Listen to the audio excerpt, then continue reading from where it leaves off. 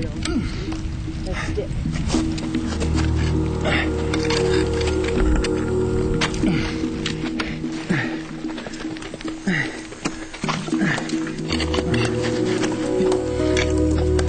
We got the call late afternoon that there was a hiker trapped under a large boulder out on Hinchinbrook Island.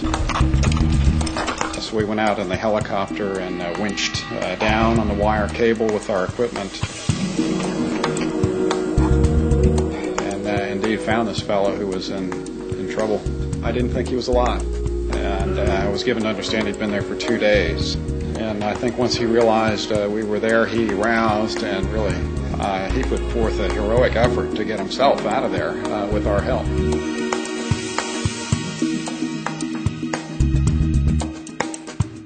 I survived the 2-day ordeal only to lose both legs at mid-thigh. I knew from the start that I now had a choice in what the future held, that I could either be totally defeated by what had happened to me, or I could rise to the occasion and take back control of my life.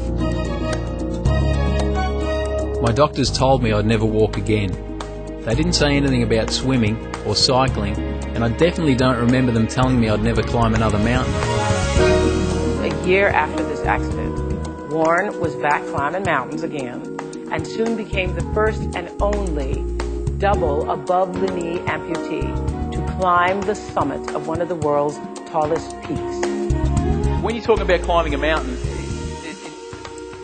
be easy to fall into the trap of thinking that you just start at the bottom and climb straight up, right? Which is not always the case. Cradle Mountain, you actually start off, and I'd forgotten this, by leaving the car park and dropping down onto a plateau. It's amazing how we forget these things, but here I am, about to climb this mountain 10 months after my accident, and a news crew has heard about what I'm out to do, and so they want to come and film this guy that's just totally nuts, thinks he's going to climb this mountain with no legs. So there I am, I've got I'm mic'd up similar to this, and I'm in the wheelchair. I'm going to do it on my in the chair and on my backside, and we're all ready to go. And I wheel to the edge of this car park, and I look down at the start of this trail at a staircase of about 40 steps. About 40 steps, straight down. Now, I'd learnt how to do a mono in rehab, and I was pretty good at going down. I'd been down up to 5 steps, and I was good at it. So I looked down at this staircase and I thought, 40 steps? That's only 5 steps 8 times. So I pop the wheels up and I start dropping down this staircase. I reckon I got down 15, maybe 20 steps. I was doing really, really well until I had this sinking feeling. And the guys that built that staircase, I think they went to lunch at one point and they left something in the truck. Something called a spirit level. Because I realised to my horror that every time I bounced down a step, I bounced an inch to the left until I bounced straight off the side.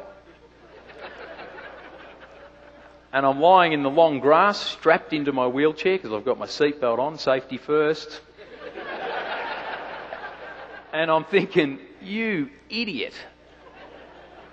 We are not even 100 yards from the car park, and I'm out of my chair. But you know what? I reckon I fell out of that chair another 20 times that day. Right? Because I had a vision. Even though I had to focus on the individual steps, but I knew that I could get to the top of that mountain. Right? And if I was going to be put off by the first obstacle that came along, or the second, or the third, or the 18th, 19th, or 20th, I wasn't getting to live out that vision. I wasn't getting to the top of Cradle Mountain. In February 2003, I succeeded in becoming the first double above-knee amputee to reach the summit of Africa's tallest peak, Mount Kilimanjaro. In reaching the top, I wanted to show the world, not just those of us with a disability, but to everyone, that nothing is impossible when we dare to face our fears and believe in ourselves. I wanted to prove that no challenge is too great, No obstacle insurmountable when we act with commitment, focus and resolve. If a guy with no legs can climb to the top of the highest mountain in Africa, what's holding you back? What's stopping you from living out your dreams and being the very best you can be?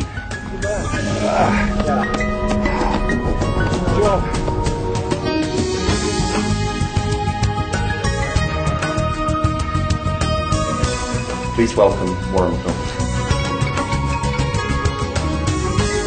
I want to share with you what happened after this trip when I flew back to Calgary in Alberta. We flew back, my partner and I, and I've got to tell you, and I'm using a wheelchair. I've got to tell you, this is pretty new for me. This is about the third presentation that I've done on two legs. I've been wearing sea legs for about 3 weeks now, so this is all pretty new. And if I look like I'm ready to topple over the front of the stage, then that'd be why. So I'm using the wheelchair, and we land in Calgary, and I'm the last one off the plane, and I refuse to use one of those aisle chairs. You know, they want to put you in it and wheel you down the aisle. Until you can wheel one yourself, I didn't want to know about it. And so I shuffled down on my backside to the front of the plane, and the attendant's there, and he's hanging onto the back of my chair really tight. And I said, "It's okay, I got it now, you can let that go." He's still hanging onto it. I said, "You know, I've actually got it," and I shook it a bit until he let it go.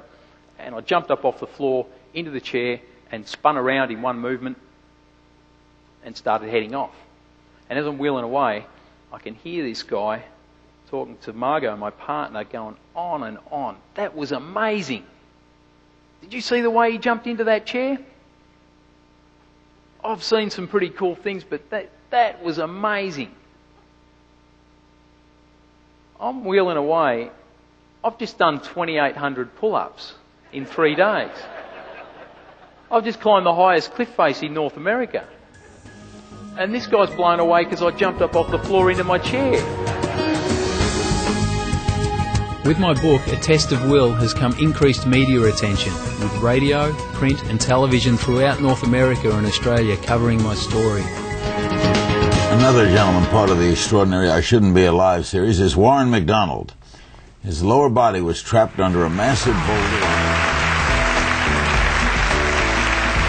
I used to joke that, you know, what do you think I might have done? Held my breath? Yeah. Strangled myself? Like, we have to survive, and that's, I think I discovered that we've got this incredible power. I didn't have a choice in what happened to me in April 1997, but I have a choice in how I live my life today. We all do. We can let life pass us by, spending our time wishing we were somewhere else, or we can live in the here and now. We can stay safely inside our comfort zones, never risking, never taking a chance, never changing. Is that what you really want?